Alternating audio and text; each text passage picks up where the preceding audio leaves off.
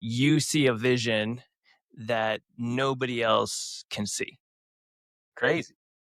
And, you believe in it, but the chairs are not full yet. And maybe they're just completely empty altogether. And you've got to have that conviction as the founder or as the athlete or as the race car driver to say, no, I'm going to keep going on this. And I know I'll bring the right people around me. And eventually those 50 chairs will be filled. So I thought about your story, and I mean, it is filled with 50 chair moments. Got a couple.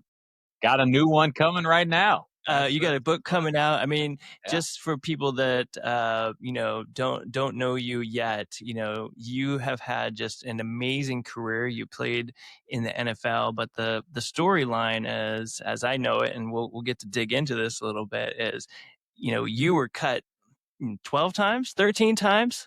13 Baker's dozen. Yeah, 13 times before you got to the NFL, and then you got that opportunity and you made the most of it, and you had an amazing NFL career, and then successfully transitioned into financial literacy. And I think that was part of your passion along the way. You were always that was always part of your journey, but then you turned that into a company that was, educating kids and really taking that education that you learned in the NFL and really translating that into the vehicle of money for students and helping them understand that. And then now you're doing that for your fellow colleagues, Who through was the the NFL. original dream? That Yeah. way, just you got to build a dream, like you say, one chair at a time.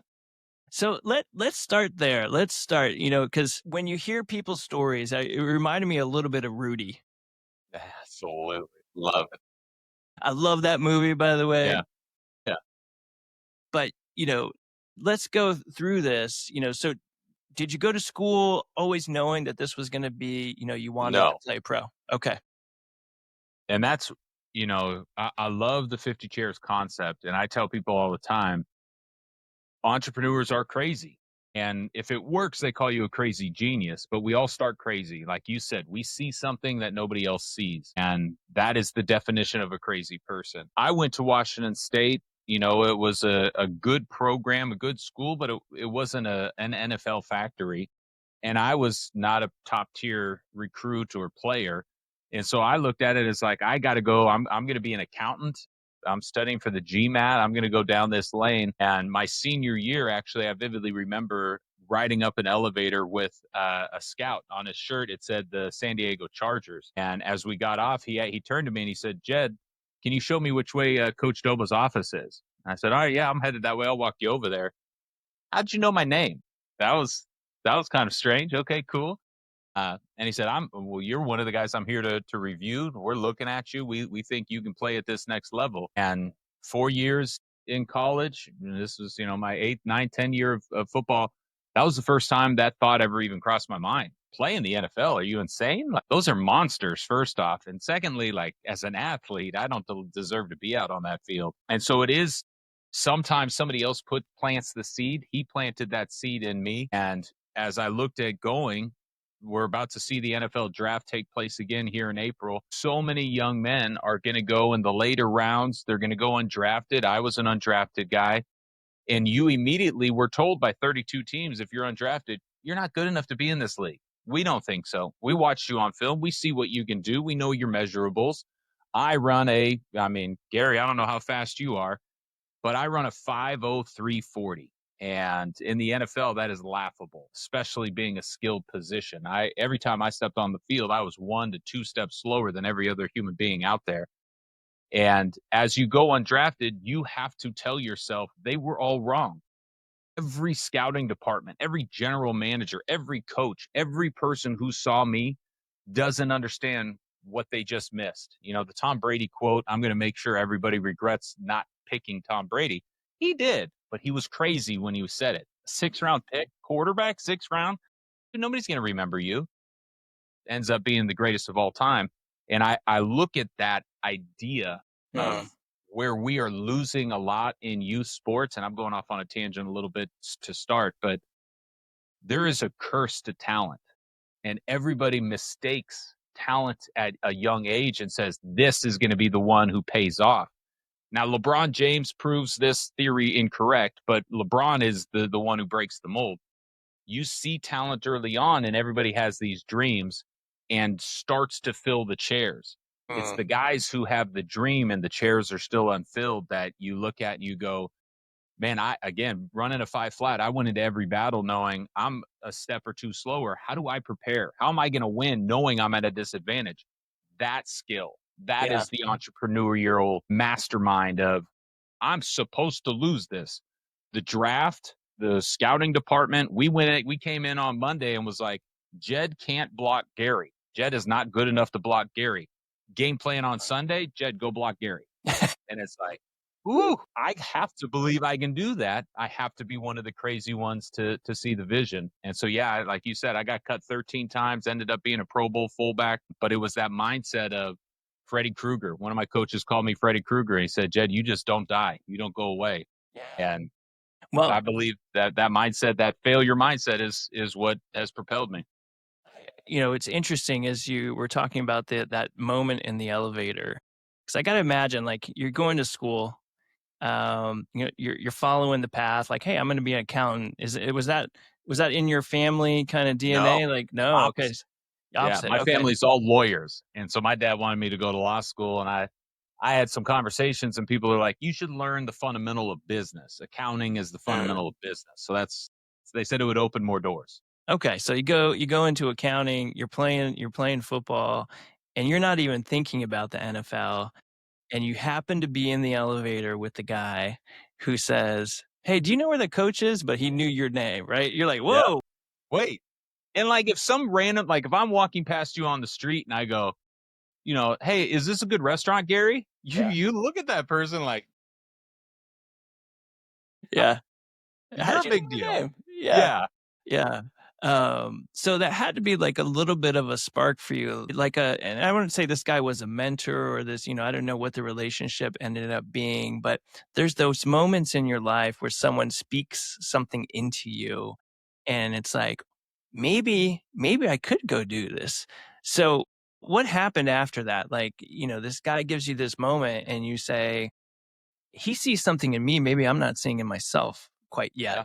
What I what mean, happened next? that was week 3, week 4 of my senior year. This was the first year I started as a tight end, and I ended up leading the nation as a tight end in receptions. Again, I've something 40-yard. I'm a 6'1". That I had a reporter tell me I was the shortest starting tight end in NCAA that year. There's no reason I should, but that message, I again never spoke to that man again in my life. Never again. But that comment changed what I saw in the mirror. That comment changed what I believed I could be.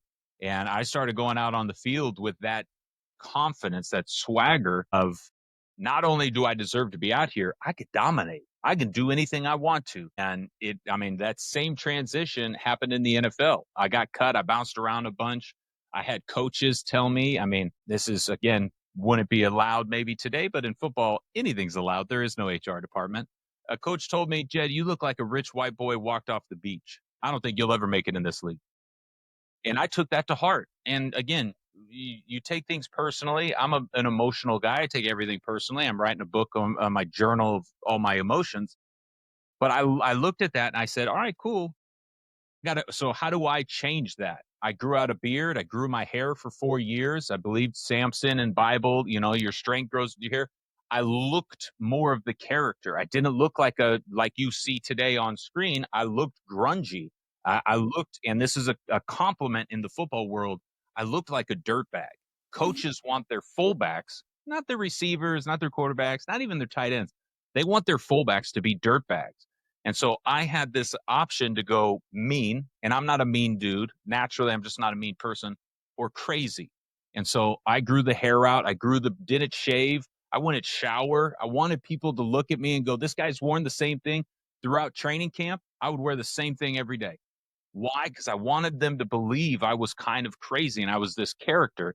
And I named that character. I got the name of that character from high school, and it traveled with me through college. It was Jedzilla. So Zilla was kind of my nickname and alter ego. But it was that fundamental moment where I looked in the mirror and started to believe I could do this. that's when I started to survive and have success in the NFL. And I don't believe if that coach ever said that to me, I would ever really lean into, okay, I am trying to play a football game, but I'm also trying to play a character that this guy believes should be on his team, that fills the role he wants me to fill. Yeah. And that kind of understanding, and this is why, you know, people leave football, leave sports and go, I'm starting back at scratch. And it's like, no, you've just competed in $1 billion organization. You need to look at all the things it's taught you. And that one Mhm. taught me every team, every company is looking for talent, but they're also looking for characters that fill their chairs. Which chair am I looking for? I want you to fit the model. Mm. And that really taught me kind of the character that I had to portray, which you can call it crazy, you can call it a lie, you can call it a facade.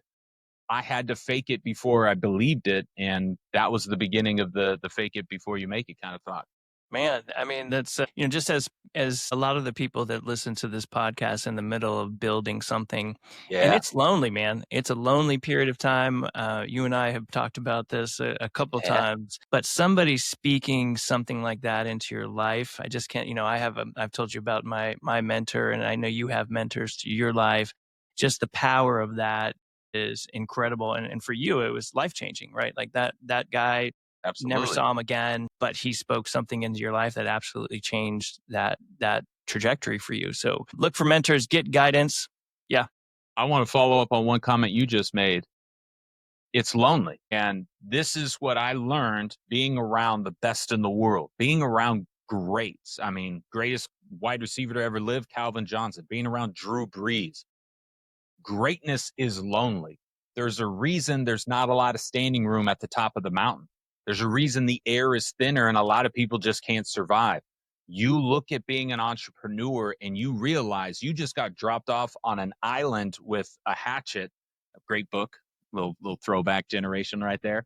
But the idea that you are alone, and so many of us look and say, well, I don't like that, then that wasn't your journey. Entrepreneurial, you got to be not accept and not always wanting to be alone, but if you want to be great at anything, you have to understand that all the good people around you, you have to level up. Like you have to go above what good is. Good is the enemy of great. Jim Collins, what a great quote that is.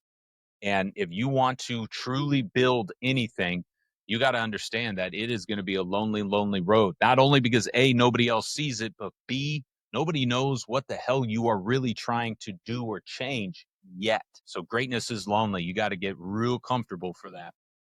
So as you're going through this, I feel like everybody who sees the ending of the story, like I see the helmets behind you, which is, very cool. It's part of your history, and you got to the other side. But that ugly middle, I want to stay there for a second. Yeah. So let's talk about the first, and I'm sure this was an evolution for you. The Jed at the beginning of that journey and the Jed at the end, cut number 13. I'm assuming was a different Jed. And what were you thinking every time you got that call? You went in, and Coach wants to see you. yeah, coach wants to see you, and it's pack your bags, Yep. go home Bring your playbook. and bring your yeah. And so what was that part of it like for you? And what did you do to stay mentally tough and say, I know, I know I can do this? Was there a point in there where you said, maybe I'm just not in the right place? Um, Absolutely. I mean, number one, every time it was heartbreaking. I mean, even my last time in Dallas, blindsided, and this was going into year 8, and it hurt just as bad as the first. So, why is because somebody is killing your dream. Somebody is literally walking up to you and saying, "This thing that you're chasing is over. Get on a plane and go home." Now, there may be another call, there may not be. I was fortunate that the phone kept ringing. That is a blessing that I'll never, fully appreciate, but it really developed in me growing up. In my backyard, we were actually a basketball family. My dad, both my brothers, all played Division I basketball. I was a little shorter and thicker than they were, a little bit there, but My dad invented a game called King for a Day, and I had two older brothers. And in the backyard, we'd play one-on-one basketball. And every time we played, the younger brother, me, would lose. I mean, we played hundreds, thousand times in the backyard. I remember the 2 days I walked off that court as king. Now, as king, you get to boss the other brothers around, take out the trash, get me a drink. I want this for dinner. Go grab me. And I remember, number one, if you're only going to be king for a day, be a very gracious king, and kind of know, you're probably not going to be in this role tomorrow.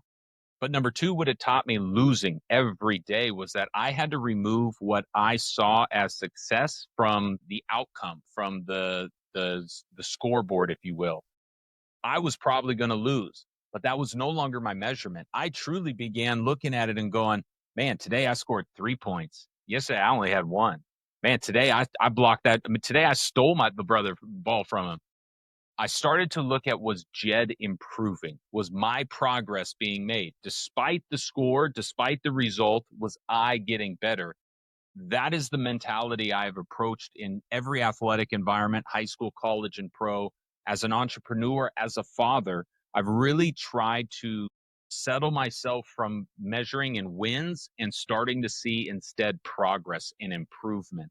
And this gets into my inch mentality, but looking at that idea of, man, I might fail, but this is just FAIL, my first attempt in learning. And so each time I would get cut in the NFL, I would take the moment and yes, I would totally question my abilities, question who I was. Was I just a rich, spoiled kid from Orange County who was never going to be able to make it? Or could I take that moment as a moment of progress? Review what did I improve on? Now, one of my stakes and claims is I was a linebacker in high school, a tight end in college, and then a fullback in the NFL. I'd never played fullback until I got to the National Football League. So there was a big measurement of, who did you come in here as and where am I leaving? Did I progress in this new position? And each time I did, I would say, Jed, you got better. Look how much closer you were to making it. But even more importantly, I would force myself to sit and I would journal about the veterans that I was around. What were these guys doing that kept them in this locker room as I flew away and went home? And it was each time I left that I would find man, that 18-year kicker, this 15-year quarterback, this 12-year offensive lineman, this 13-year safety. Who could I learn from that I witnessed, that I observed, that I could absorb and even steal some of what they were doing? And so each time I got cut, I looked at two measurements. Was Jed better? And the answer was yes. Even the coaches were saying, you are right there. And then who could I steal from? And that rookie to veteran mentality was just me absorbing being around the best in the world. And so those cuts never, I'm not going to say they were never as less painful as they went on. They each hurt because I felt like I was getting closer and closer, kind of like playing a video game. Like I could see the flag at the end of the level and then boom, I fell into the lava. Yep. And so each time it hurt just as bad. But again, losing, failure, defeat is only a negative if you don't grow from it. And I grew every time. And I today, as entrepreneurs, you and I know you're going to lose days. Can you look at it and say, but look how far we've come. Look at where I'm heading and look at what the progress I've made. So yeah, each time hurt, but each time was a lesson. Amazing. So in the NFL, just curious, you talked about being around the best in the world. And at that level of athlete, you are, I mean, even just to be in the, to compete, to just be in the NFL, you're at a certain level. What was the environment like? I think actually a lot of people wonder, like, what's in the locker room? Are people willing to share? Are they giving you those lessons learned? Are they rooting for Jed? Like, hey, I really like this guy. I hope I see you next year. Like, what is that environment like? Number one, I mean, obviously, little self plug that this is what I journal about. This is what I wrote about. This is what Fourth and Goal is kind of dedicated to, that insider look. It is a compete without question environment. Every player, every day, every position. And the best part is everybody understands we have a singular purpose. Our singular purpose is the Super Bowl. 32 teams, there's going to be 31 that fail to do it. But we all know every day, off season, training camp, during the season, where this journey is heading towards. So that unification really gives you an understanding. But the environment inside the locker room, game respect game, people, football is a beautiful thing because nobody cares about your race, your religion. Nobody cares who you are. If you can add value to the team, you're welcome. If you can help us get this win on Sunday, you got a seat next to me. And that's really the ultimate criteria. You'll be made fun of, you'll be poked, you'll be all these things. If you can help us win, you are in. Now, as you do look at the competitiveness, does have some dark side, does have some negatives. I have seen veterans tell young guys the wrong answers. Why? Because you want them to mess up. You don't want them to take food off your table. It's the confident veterans, the ones who are secure in their spot. Maybe that's because of money or talent or just their careers. They're the ones that I really came to respect. The guys who would look at you and go, the day you're able to take my job is the day I need to walk away. I actually had a long snapper in Philadelphia start teaching me how to long snap. And he's like, Jed, if you ever get as good at me at long snapping because you're more athletic, can tackle, and can block, you have my job. And so I looked at him, I said, well, why are you teaching me this? And he goes, because you'll never be as good at me on long snapping. And it's that nature of, if I am confident and secure enough, I have no problem teaching you because I understand iron sharpens iron. I want to be in a building, in a room where I am being pushed. And that's where that talent kind of spectrum really gets challenged. If I'm the first rounder and the guy who's always been number one and never been pushed, I don't like competition walking in the door. But if I have been that guy and I realize this dude and his talent is going to make me that much more, because at the game of the NFL, you are no longer leaps and bounds ahead of anybody. You're never a step faster than most. You're never this much bigger. It's small, subtle changes that really separate the goods from the greats. And so if you're not in every day seeking and finding, where is that small inch? Where is that thing I can steal? Then you're never going to become what is lonely, that at the top, that greatness level. Again, working out with a guy like Calvin Johnson, the dude was the building. The NFL understood this guy was better than any human being on the planet at his position. We all came to agreement. If you went one-on-one, you put one NFL defensive back on Calvin, we're throwing him the ball. Like that, he's at an advantage. And that guy was in there at 5:45 a.m. every morning, training, rehabbing his body, lifting, focused. And you just look at it and you go, this is why the next first round wide receiver will never be as great. Why? Because he got to the top and he kept climbing. And so, yeah, the competitive environment is something I miss. I miss the standard. And the standard is everyone is here. We are all locked in. There are no slappies. You know, some you get 100 men. There are some guys who are just different. At this level in this building, you are locked in, you're focused, and the standard is effort, and the standard is as good as you can give. And then the expectation is to get better. Wow, man. I mean, what a environment to be in. I feel like you can only get better or leave. Like that's That's it. really that's the And you don't only leave, you get replaced. you get That's what's replaced. hard. You show up some days in Dallas. I was in the hot tub getting ready for a day of work, and my replacement came and sat in the hot tub across from me. And I looked at him and I just go, damn. And when I got back to my locker and got changed, they were like, hey, Jed, coach wants to see you and bring your playbook. And I was like, ha, that's not fun. But That's yes, not fun. you keep the team getting better. Are you improving or are you declining? Because the moment you're too old in your performance, even if you're still good, but you're not getting better, they're replacing you. You're too expensive now because there is the business side of it as well. Yeah. You know, I don't know if I want to talk about just for a second because you got the 12 kind of come to the coach's office with your playbook, go home calls. But then then there's this moment, right? I want you to take me there because it's one of the it's one of those Instagram moments. You see it. It's like the Highlight. thing that everybody dreams of or thinks about when they think about going to the NFL. So let's talk about that for a second. where were you at? Did you know this was coming? And then what was that moment where that the phone call came? Yeah.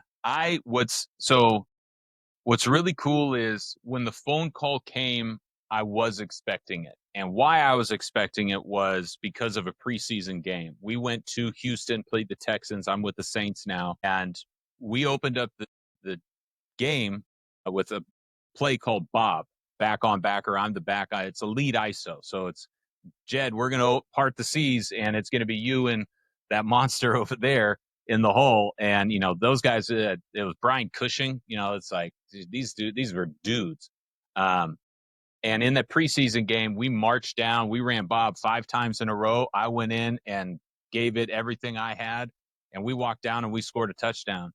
And I vividly remember after that game, a teammate coming up to me and saying, "Congratulations, you just made the New Orleans Saints." And I was like, "What?" And he goes, "I've been here for 6 years. I've never seen a fullback do what you just did on that drive." And I got chills just thinking about it. And it was earned. It was 100% earned. And I actually put on TikTok those 4 of those ISOs and said these were the 4 plays that made me get a roster in the NFL. I didn't decleat them, but I moved them, and we moved them 6 inches.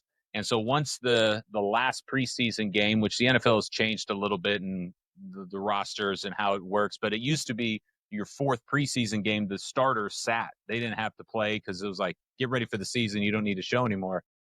I remember my running back coach coming up to me and going, "Jed, you're not playing this game." And my instinct was, no, no, no, no, no, no, no, no. Let me get a couple series in. Let me show, like, let me prove. And he looked at me and goes, "You're fine. We don't need to see any more from you." And I literally walked to like my best friend on the team, Brian De La Puente, and hugged him. And he's like, "What's up, man?" He goes, "I think I made it. I think I did it." Wow. And so it was that series of, again, I had my character. I had Zilla. I started to believe in who I was, but I also went into those last camps with the mentality of, I'm going to make the team or I'm going on injured reserve. Like, that's where you have to get to. You got to fight fire with fire. These are the biggest, baddest dudes out there.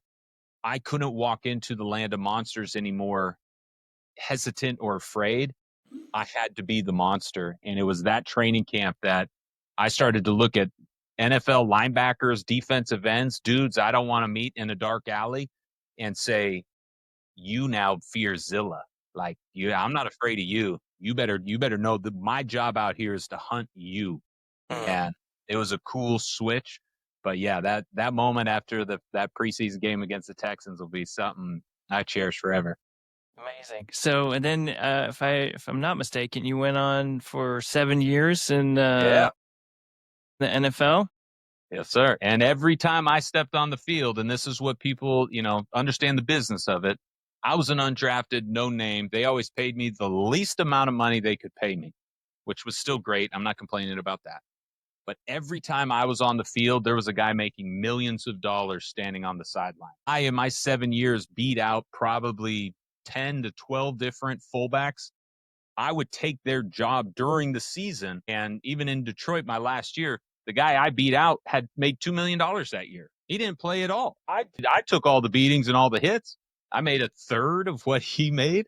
He made $2 million to watch me perform. And so when you look at an undrafted guy making it, give him even more a tip of the cap that you not only beat the talent, you beat the business. They don't want you out there. They put money in their voice on the line to not let you be out there, and they're paying somebody to watch you work. That's why I love that undrafted mentality. Love that. So I'm imagining let's talk about the business for a second because um, you have finance. You went to school in accounting, so you had a business background. But I can imagine you through the course of the 13 cuts and then the 7 year career, you saw things that weren't going right. I mean, it's almost a cliche to say that sometimes you see professional athletes and they have millions of dollars and then you see them 10 years later and they have nothing to show for it. And so what was that spark? What did it happen in as you were watching things play out for people and saying, "Hey, there's got to be a better way. These athletes are making millions of dollars. They need to have a way to protect that, or at least a mindset and how to do that." What was that spark for you?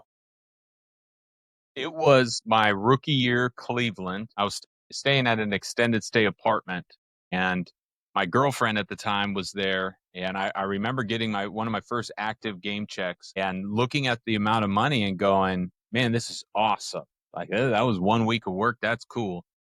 I spent every dime of it before it even hit my bank account. Like I remember looking at that paycheck and going, "I'm buying an engagement ring." Money came in, money is going back out the door. 100% a great decision. 18 years later, she's still around. Like it was the best investment I've ever made. From a financial perspective, it was a huge mirror on how little I really understood money, on how I understood how it worked, what I was supposed to be doing with it. I was an accounting major. You give me 100,000 widgets, I can fill out some financial statements.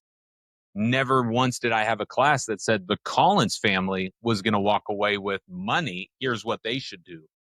And so it was that epiphany of money came in, money went out. That was my relationship with the dollar. Um, that moment, I went and started to go to Barnes and Noble and Borders bookstores and actually just pick up the gurus, walk down the personal finance aisles, see the Susie Ormans, the Dave Ramseys. Rich Dad Poor Dad has changed millions of lives. And I started to teach myself that language of money. But it was that epiphany of, if I, being a kid who grew up in California or in Orange County around money, went to college, was an accounting degree and a business major, if I was never taught how to handle a paycheck, I got to imagine 90% of my teammates weren't either. And it was that aha moment of like, Jed, if you are going to break and defy some of these odds and statistics, which right, wrong, or indifferent, 70+% of athletes fall on financial hardships. I argue, look, people blame professional athletes. Give $1 million to an accountant, a doctor, or anybody at 22, and let's see how they handle it. But I looked at it and I said, I have to teach myself. I am not going to be a mega money millionaire guy in this business. I'm going to get an advantage only if I capture it. Will it truly be a dream? If I end up with those zeros, it's going to be a nightmare because the game is going to take from me physically, my mentality. It's going to take. If I don't end up with an advantage, it was a nightmare, not a dream. And it was really that moment that I started teaching myself. And as I started to learn, and even little subtle things, if I was one step ahead of somebody else, I loved showing them what that step was. Hey, man, here's a high yield savings account. Did you know about this? You got 400 grand sitting in your savings account making nothing. This is at least going to make like 4%. Like that's a massive, massive step. Not the final step, but it's the next step. And as I was doing that, I really started to see what became the dream of, man, one day I want to come in and be a teammate, not an employee, not an advisor or an agent, but a teammate that shares how to speak this language for the sole purpose that guys capture their dream and don't experience that nightmare that everybody wants to put on the newspaper. And so, yeah, it's taken 20 years to build, but that's where the fullback of finance kind of thought came in. That offseason, a mentor of mine challenged me and said, ask me a million questions, ask me whatever you want. But if you really want to understand this, you got to learn how to fish. I can't just be giving you the fish. The certified financial planner certification in financial planning is a great degree, and it will teach you a lot about this language. So I started, while traveling 7 years of my NFL career, studying for that CFP, and ended up passing all the prerequisites before I retired. Wow. Wow, man. And so, how do you think, it's always easy. There's that famous quote by Steve Jobs, you can connect the dots looking backwards, right? And you kind of, it's obvious to see it now. But what did you learn in the NFL that you say, you know what, this, yes, I did learn this in this context, but really I can apply this to any part of my life, right? I was talking to a race car driver who's telling me about his racing experience, and you start to listen to those lessons and you're like, hey, those aren't just race car lessons. And I'm listening to your story about being in the NFL, and I'm like, these are lessons that transcend the locker room and the field and the helmets behind you. These are lessons that really make you a different person no matter what you're doing. Those skills transfer. What do you think that you brought over into, hey, now I'm going to start a business around this, and I know what it takes to do this now. I mean, we've mentioned some of them. Find your mentors. I call them graybeards. Find your graybeards. Inches, understand progress is made inch by inch. Trust your routine. Being around a guy like Drew Brees and seeing his habits on a daily basis is truly another world. But where it begins for me is the be a pro. I got to go into 13 different buildings, 13 different NFL head coaches, but be a pro was always a quote that was in a lot of the buildings, up on a lot of the walls. And I began to really see what that message was. It was the expectation. And I really started to try to unravel, what does it mean to be a pro? And I came up with three kind of characteristics of what a professional is. The first is confidence. I have to believe I deserve to be here. I have to see myself doing the job. There's a big difference between confidence and cockiness. I think confidence is the internal voice, cockiness is an external voice. But the first person that believes any crazy dream you have has to be you. I talk a lot about with my girls now as they go out on a court or on a field or whatever. I say the first person that has to believe you're the best player is you. And if you don't, believe me, nobody else will. The second part of be a pro is trust. And you look around a team, an organization, the people I'm working with have to trust who I am showing up every day. Am I going to be on time? Am I going to be clear eyed? Am I going to be ready? And then they're going to have to trust that I can do the job. I believe I can do the job, but my team now has to trust. Stephen Covey has a great quote of trust dividends and trust taxes. Every relationship you have is a dividend or a tax. You should measure them and really have some come to Jesus moments with those taxes. But the third one about what a professional is, and this is that standard I was talking about earlier, is a pro walks in the building each and every day and asks themselves one question. How do I add value today?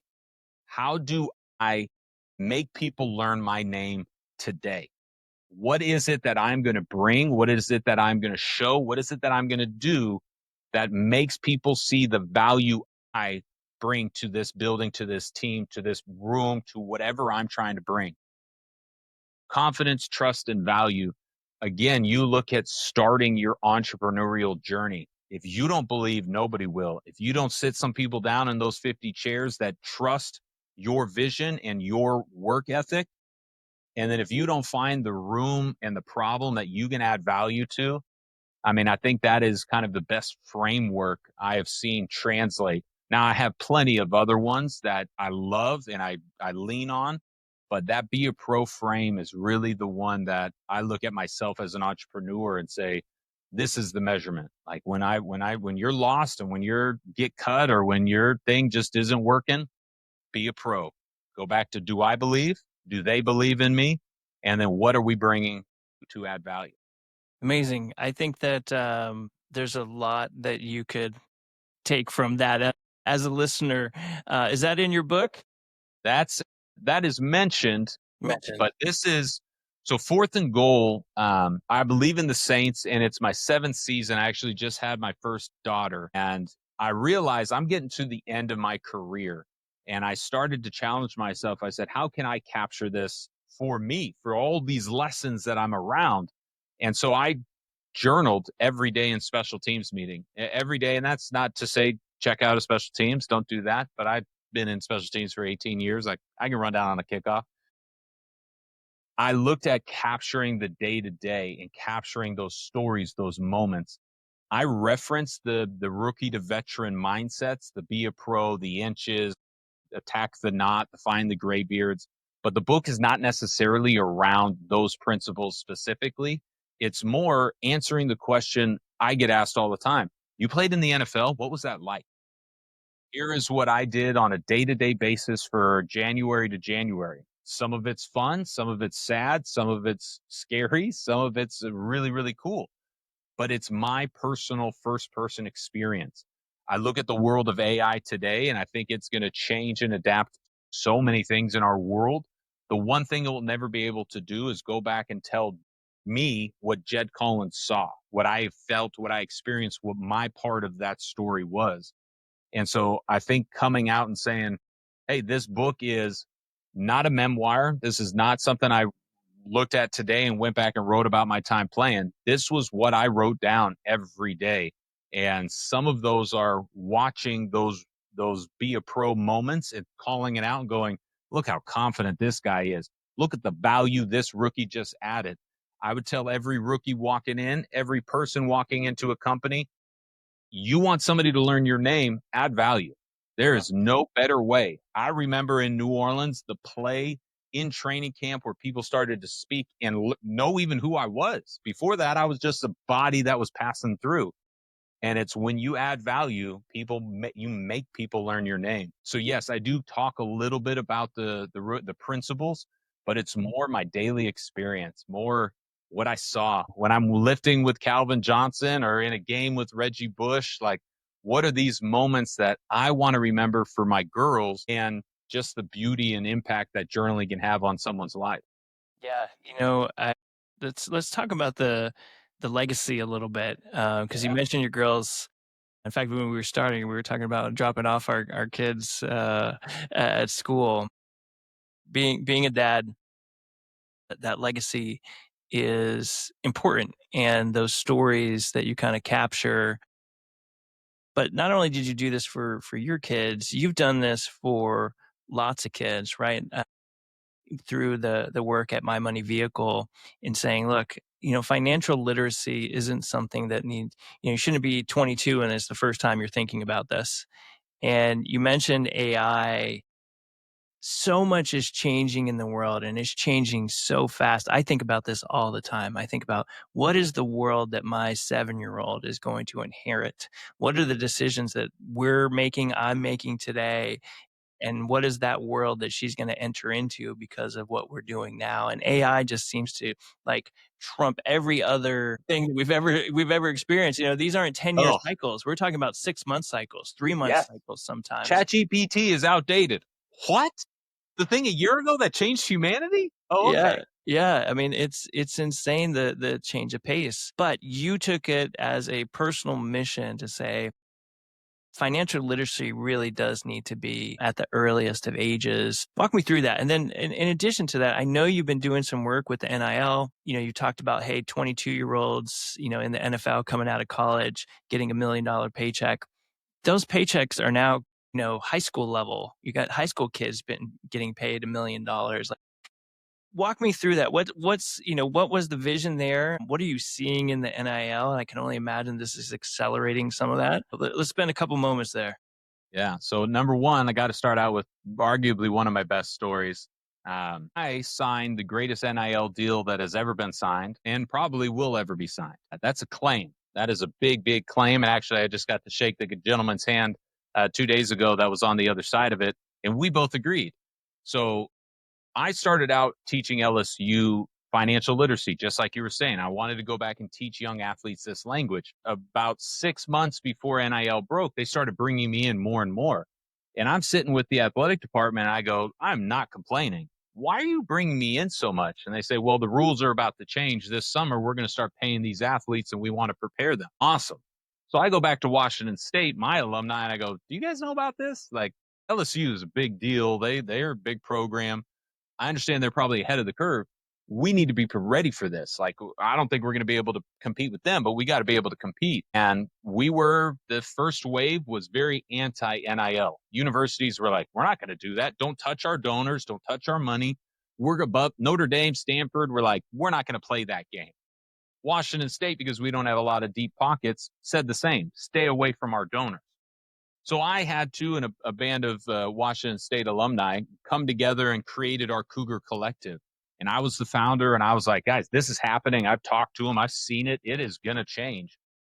And so as we did that, about a month into our journey of being entrepreneurs in this new NIL world, I get we have a new recruit, guy signs, and Cam Ward is a Washington State player, and we got to get him a package. I mean, Cam is the steal of the NIL kind of transfer at the moment. And we end up getting him about $100,000 and a truck, which is nothing to sneeze at. But then he leaves a year or two later, and Miami gives him about $3 million. So he went from 100 grand to 3 million. And the Tennessee Titans take him number one overall in the draft for 48 million. So if you're measuring like what the greatest NIL deal ever signed was, Cam Ward at Washington State, 100 grand. He ended up making 50 million and this is, so I teach the Titans now and he's there and he's one of the young men in the front row asking questions. He wants to know like, hey, why is this taken out of my paycheck? Hey, okay, a trust. What is the trust? What rules can I set up? He is trying to speak this language because he is a business athlete. I don't work with student athletes anymore. I work with business athletes. Some of those businesses are 16, some of them are 20, some of them are 26. But the message and the idea is we need to start showing them and seeing them as a business first. Their athlete, that is a great, but they are a walking, talking, breathing brand. And so I look at kind of who I get to talk to today with professional athletes, National Women's Soccer League, NBA, WNBA, NFL. Like that was the dream. But as you just mentioned, it is going downstream. We are not just getting it at 22 and 25 anymore. We're getting it at 15. One of the things I was told in 2015 when I was leaving the game and I said financial literacy is a passion, I had a bunch of teachers, high school teachers actually tell me, Jed, you can never create a curriculum. It's really cool what you're doing, but you could never build a curriculum that would go into our classrooms. We want you to come in, we want you to talk for a day and maybe leave a pamphlet, but I love when people tell me what I can't do. And it was that kind of epiphany of like, how do I take what I know as an athlete, which is the mindset and the habits and the communication. I'm not going to talk above these students' head. I'm going to talk with them. And then the CFP and the expertise I have, how do I translate that into a format where they understand it and more importantly, actually go and take one action from it? And so it was that challenge of like, no way you could do a curriculum. That was the origin of Money Vehicle. That was the beginning textbook, workbook, 500-page teacher guide, 150 videos later. We have a full-fledged semester-long curriculum in schools to which, again, I just say, yeah, tell me what else I can't do. But the day and age of NIL has evolved and shifted so much. And I do want to connect these two dots because one of the reasons Fourth and Goal is coming out is I truly believe in the future, as you're looking at your kids, I'm looking at mine. I cannot and not going to try to predict what job they should go do in a decade. But in the future, I don't think there will be original thought without pen and paper because the moment you put it into a digital frame, it's going to improve it. It's going to autocorrect. It's going to change. It's going to do all the things. Heck, even with our memories, we're already starting to do that. So I look at the future and I go, if you want to have an original thought, if you want to create a personal human brand, if you want to be human in the future, you have to journal. You have to document what your thoughts, your emotions, and your feelings are, or else the computer is going to tell you what you remember. And so I'd see NIL today and I go, this is the pivotal moment for young business athletes. Everybody tells me they want NIL. Everybody tells me they want to build a brand. You don't get a business without the documentation. Why people listen to me is I can go on for 100 stories that I sit and just scribbled about. I just wrote to myself to remember it. And now when I go back to it, now I can reflect it on a moment's notice. That is the skill of the future because anything I can build with a button, anything I can click and change and do is not what's going to be separates you. What separates you is your story. And as entrepreneurs, as leaders, this is the moment you need to wake up and realize I have to document the journey, the struggle more than anything, not the highlight reel social media post. That's the bullshit everybody thinks they want to see. I want to hear about the struggle and about these moments that you pivoted, that you changed, that you had the aha and realized where you were going because you captured it. Yeah, I could not agree more, man. It's interesting. I was having a conversation. I was in London a couple weeks ago, and we were obviously everybody, talks about AI. And I made this prediction, and I believe this is kind of the sentiment that you're also saying is at some point, because everything is so perfect, people are looking for the imperfect to know that Mm. it's human. And, it's like this. interesting world that we live in because, you know, ChatGPT and resumes and people's writing, it's all just perfect, Perfect. perfect grammar. And people are starting to look for, even in HR and recruiting, they're looking for the, like, the person that actually wrote it and there's a misspelling, or, you know, a comma's not in the right place, because it tells you that it's a real person that did it. And I think there's going to be this what's the word I'm looking for, this just intangible moment where you say, that's a real human, that, or a real person actually wrote this, right? What a different world we're going to be in. So, I mean, that is, I 100% agree with you. I think we are going to crave, and I think obviously the one of the few things AI will never replace is human to human contact. Like go to a concert, go to a game, like in person events, because we just want that feeling. I mean, you and I, we are in virtual worlds. You flew to London, which is awesome, but most 80% of my job is sitting right here. Like this is so if yes, a misspelled word in the future makes me feel like it was a real human on the other side, I see where that connection's coming from because hell, I don't believe anything anymore. We're at the forefront, you're at the forefront of it. Any entrepreneur is at the forefront of AI because we're being forced to adapt and to change and to see. Gary, I've never said this before. 50% of startups were just killed in the last 6 months with Claude. Like just hard stop. What you thought you were doing that was amazing was, and it can do it for cheaper and easier. So as you do look at that, it's how do I create a human element? And this is why the last 30 years of wealth was created by technology. I think that's amazing. And we've seen the billionaires. The next 20 years is going to be athletes and artists because they have one thing that's irreplaceable. And if they can capture their human personal brand, they are going to be billionaires. I leave Cam Ward, young man who's, oh, Jed, I appreciate everything you've done, blah, blah, good, respectful, and obviously already a mega millionaire. He's going to be $1 billion quarterback for throwing a ball. He's going to make $1 billion. That is insane, but that's the future we're headed toward. yeah. So, as you're kind of thinking about everything that you've done, amazing career, Not yet. you amazing career, you know, the story of getting cut, making it into the NFL, being around that greatness, transitioning that into my money vehicle, and helping not only students but student athletes. And then you're also coaching your teammates, your former teammates. They bring you in and you help them. In fact, when you came to Tampa, it was because you were training, you know, you were teaching the Bucks, Yeah. which is awesome. What if you were looking back at 17-year-old Jed? It's not going to go the way you think, but you will remain yourself.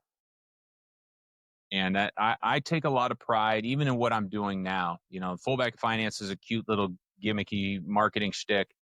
The job I have, when I tell people, well, Jed, what do you do? I go teach professional athletes how to handle money.